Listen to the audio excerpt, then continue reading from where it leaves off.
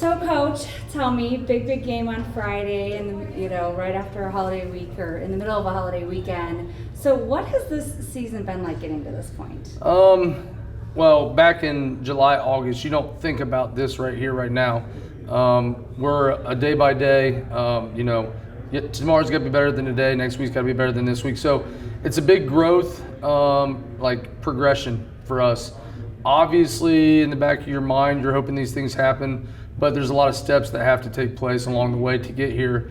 And we luckily got a great group of assistant coaches and players that really enjoy that process of making tomorrow better than today and next week better than last week. And it kind of shows throughout our progression through the year in practices and in games. And you start to add all that up, and that's really kind of how we got here.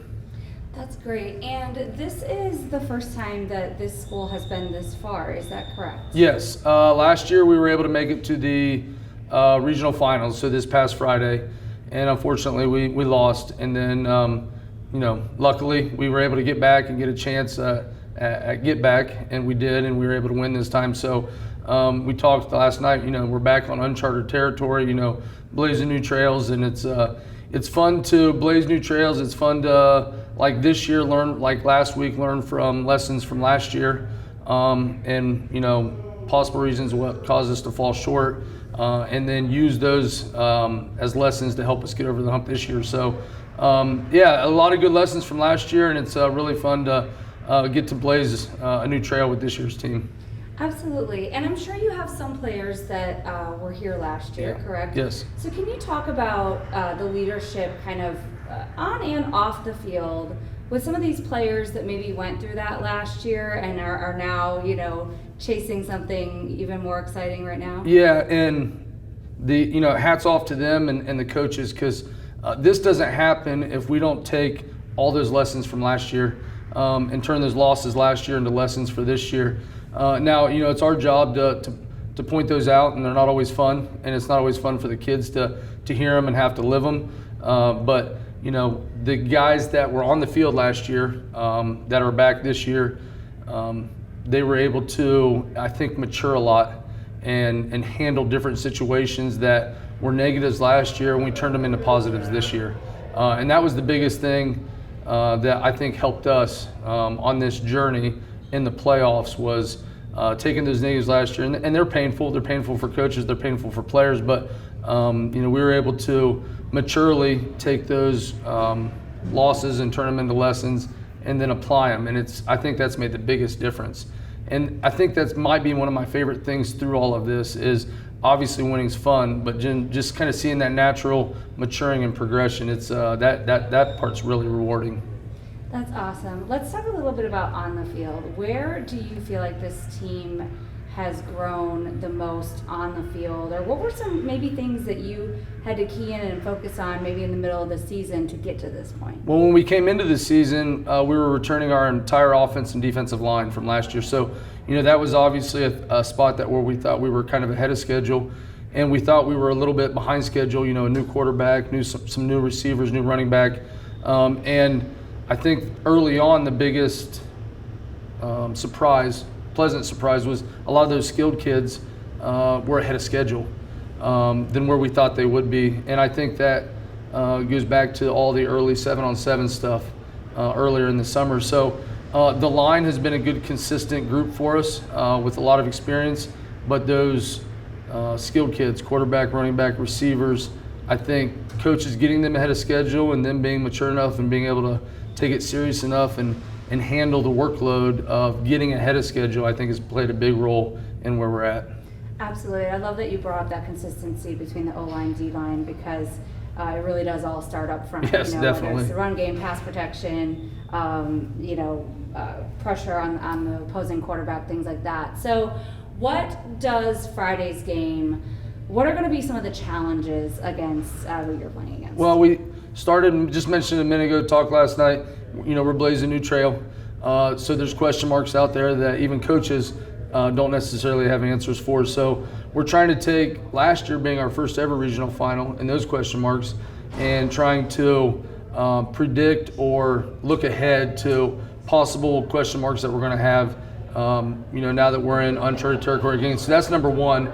And then number two, obviously at this point in the year, everybody can play offense, everybody can play defense. You're playing a good team, and you, I think, have to, more so than try to find an opponent's weakness, you have to find your own strength and then try to highlight your own strength.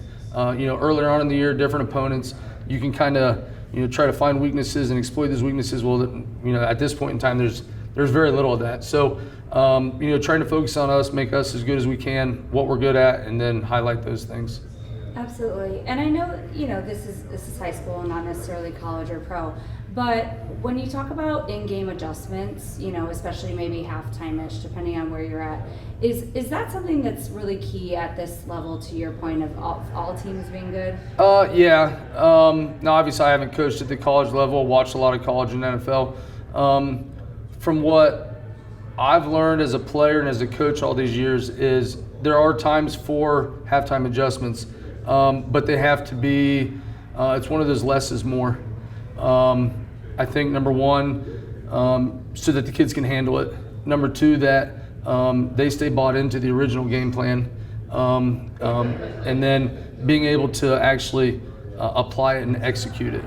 So because of those things, we do make halftime adjustments, and I've said in different interviews and people I've talked to, we've got some coaches that are really, really good at making in-game adjustments. It was a big factor in our win last week, was we saw some stuff right at the end of the second quarter.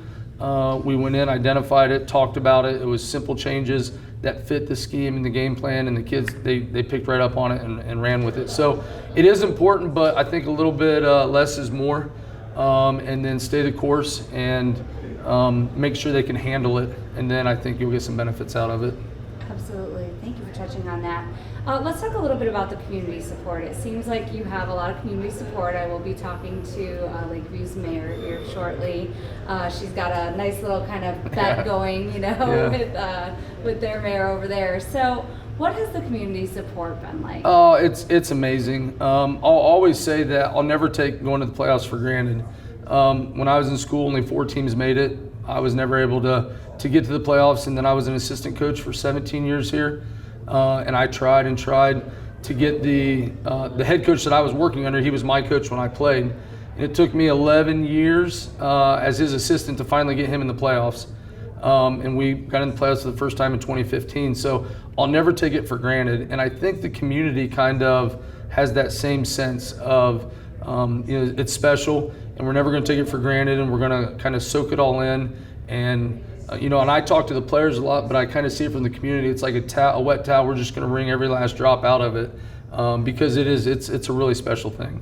Absolutely. And I do want to touch, because I know some of these kids were probably in high school at the time, or in middle school and are now in high school, when the tornadoes hit, and the community really came together during that point, but when you talk about maturity and growth, can you reflect on, from the time of these young, in these young people's lives, having to go through something that's really difficult and traumatic on many levels, to where they're at now, to now accomplishing this, on the field. Can you just kind of reflect on that? Yeah, and you saw a lot of things similar back when all of that stuff happened. That next day, coming here to the school, and I'll never forget, like, 1 minute the gymnasium was empty, and then you're going out and you're working and helping here and there, and you walk in and the gymnasium's completely full, and you got kids here, and it was an amazing thing to see. Terrible tragedy, thing for it to happen, but we always talk about silver linings, and what you saw around here, the days and the weeks that followed, that's the silver linings, and all that were amazing. And then obviously that's that's life. Football is just a game, but to kind of see those silver linings, I know we started using that term a lot more since the tornado within the coach's office and the team, about we just got beat last night, and we're breaking down film the next day, and then picking out the good from it and finding the silver linings and the lessons instead of it being a loss.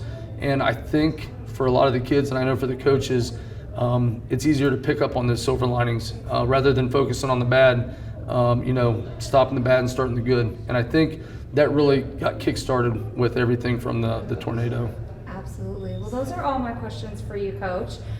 Sorry if it was more than you expected. And is there any last words or anything that you want to say before Friday? No, I'm super honored to have the opportunity to be here and to do this. And I know I speak for myself and the other coaches and the players that it's an honor to be here and to do this. And one of our goals we always talk about is just making people proud. So we're hoping to go out and make everybody proud.